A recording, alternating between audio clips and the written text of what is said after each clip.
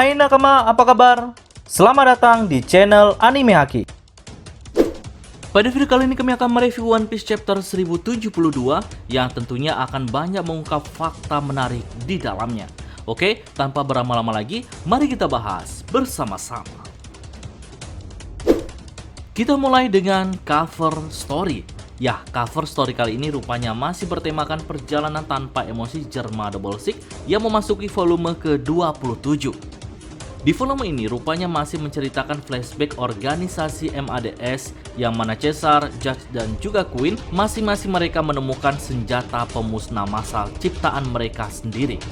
Dimulai dari Caesar, ia menciptakan buah iblis buatan pertamanya. Namun sampai saat ini belum diketahui siapa yang menggunakan buah iblis buatan Caesar pertama kali.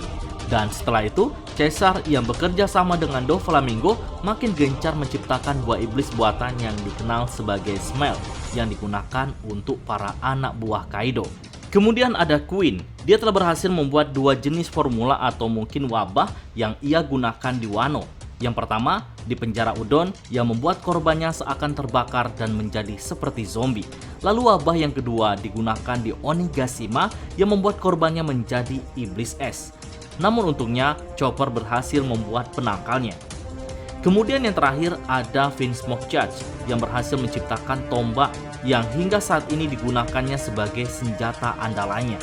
Nah, yang menjadi pertanyaannya, bukankah terciptanya MADS pada cover story sebelumnya demi kemajuan dunia dan kemanusiaan? Lalu mengapa ketiga orang ini malah menciptakan senjata pemusnah massal? Dan di cover story kali ini tidak terlihat Vegapunk dan juga wanita misterius ini bersama mereka. Apakah telah terjadi sesuatu pada mereka hingga melenceng dari misi yang sebenarnya? Kita nantikan pada cover story selanjutnya. Oke, kita lanjut pada inti pembahasan.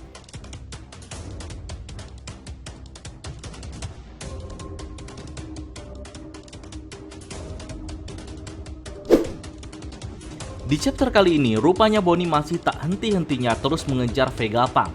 Ya, hal ini sangat wajar karena memang misi utamanya di Egghead untuk meminta pertanggungjawaban atas apa yang telah Vegapunk lakukan kepada Kuma. Bonnie hanya meminta ingatan ayahnya dikembalikan. Nah, Vegapunk yang tak mau terus didesak berusaha kabur sampai membuat Bonnie kesulitan untuk menangkapnya. Namun pada akhirnya, Bonnie memiliki ide dengan mengubah dirinya menjadi anak kecil yang sedang bersedih. Hal itu membuat Vegapunk tanpa sadar iba dan mendekatinya. Momen ini langsung dimanfaatkan Bonnie untuk mengubah dirinya menjadi tubuh besar dan mengejar Vegapunk dengan menggunakan tongkat. Nah, saat tongkat yang dipegang Bonnie menyentuh tubuh Vegapunk, maka seketika Vegapunk terkena efek buah iblis Bonnie dan menjadi anak kecil. Jika kita perhatikan di dalam movie Stampede, Bonnie gagal menyentuh Bullet secara fisik untuk mengubah usianya. Dan mengapa Bonnie tidak menggunakan benda semacam tongkat atau menyentuh robot Bullet saja untuk mengubah usianya? Hingga dulu, kita menduga kekuatan Bonnie baru bisa bekerja saat ia menyentuh langsung lawannya. Namun di chapter ini, terungkap jika Bonnie bisa mengubah usia lawannya tidak hanya dengan kontak fisik langsung, tapi juga bisa memakai benda mati sebagai penyalur kekuatannya. Tak hanya itu, ternyata Bonnie juga bisa menghancurkan benda mati seperti kunci atau besi menggunakan jurus Oil Shock yang membuat besi langsung menjadi rapuh.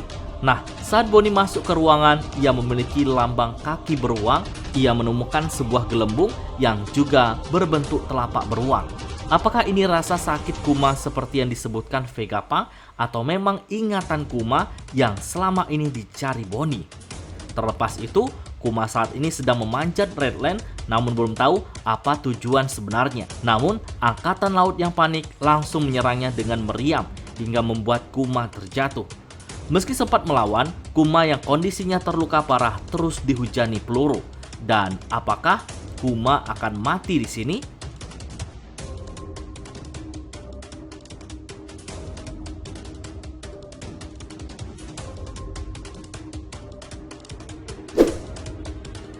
Setelah pertahanan lab Vegapunk melemah, maka agen CP0 langsung menuju ke sana.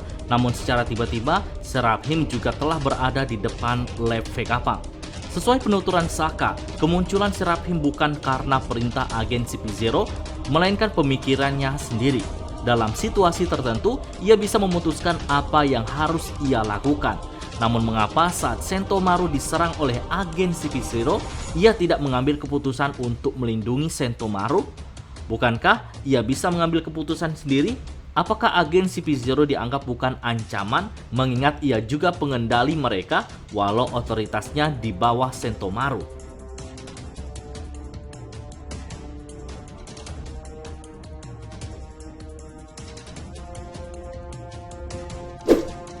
Meski pada awalnya Kaku cukup kaget bertemu dengan Zoro, namun dengan pedenya ia tetap ingin melawan Zoro. Sama halnya dengan Lucci, Kaku terlihat pede dengan menggunakan Awakening dan menantang Zoro untuk memotong tubuhnya.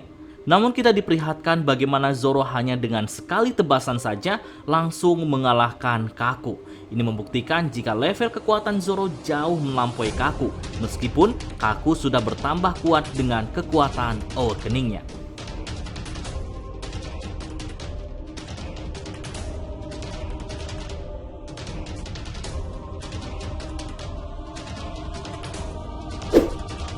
Di akhir chapter, Seraphim berhasil menghancurkan lab Vegapunk dan di sela-sela itu, Stussy mulai bergerak dan menyerang rekannya sendiri yaitu Kaku yang masih dalam wujud Zoan. Stussy yang berubah dalam wujud Zoan juga langsung menggigit Kaku dan membuatnya tak sadarkan diri. Hal itu cukup membuat Lucci kaget, tak menyangka jika Stussy mengkhianatinya.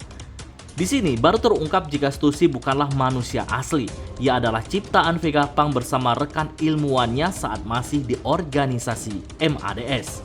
Stussy merupakan eksperimen kloningan pertama yang sukses, yang dikloning dari salah satu anggota bajak laut Rocks yang bernama Miss Buckingham Stussy, orang yang saat ini mengaku sebagai istri dari Shirohige. Dan tentunya ini makin masuk akal jika ia memang istri dari Shirohige. Nah, semoga saja peran dari Stussy ini cukup membantu untuk melawan para agen CP0. Walaupun nantinya akan datang lawan yang jauh lebih kuat, yaitu Admiral Kizaru dan pasukannya. Nah, bagaimana menurut nakama semua? Berikan pendapat kalian pada kolom komentar.